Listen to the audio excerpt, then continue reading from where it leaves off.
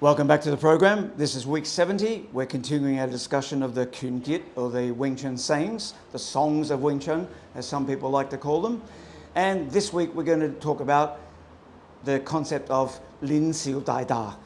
Lin Siu Dai means to attack and defend at the same time or with the same action. And it's what separates Wing Chun from many other fighting systems, where most other fighting systems tend to defend first, attack second, or occasionally defend and attack together, two hands at the same time. The concept of Lin Siu Dai is even one level higher than that.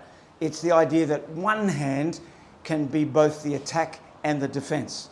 There's another interpretation of this that's sometimes used in other Wing Chun schools, and that is that the Da Sau, Jik Siu Sau, the hitting hand, is also the defending hand.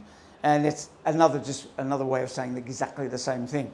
So if Wei Chen comes in to help me out with this one, the most common example of this is in Siu Nim Tau form, the Fook Sau hand that we do in Siu Nim Tau.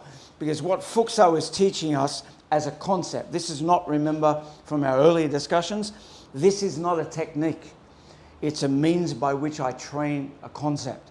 And the concept is, as long as I travel down the center, no matter what he tries to do to come through, my hand can both deflect and allow me to hit in the same motion.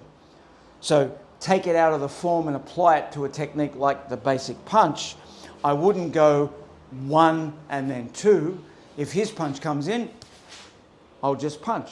If I have an effectively trained position, no matter how strong his punch is, I can answer his punch with a punch. Some people might prefer to do two hands, and there's nothing wrong with that. In fact, I always advise the students, two hands are generally better than one. So you might get something like a tanda, you might get something like pakda, you might get a jatsao and a punch. They're all examples of Lin Siu Dai with two hands, but at the highest level, it's one hand. One hand accommodates both techniques. So regardless of which way he goes, one hand, I've already landed my punch. This is here for backup, but this is already doing the main job. And if you cultivate that in your Wing Chun, you won't end up chasing hands. You'll instead do exactly what we should do and always chase the opponent.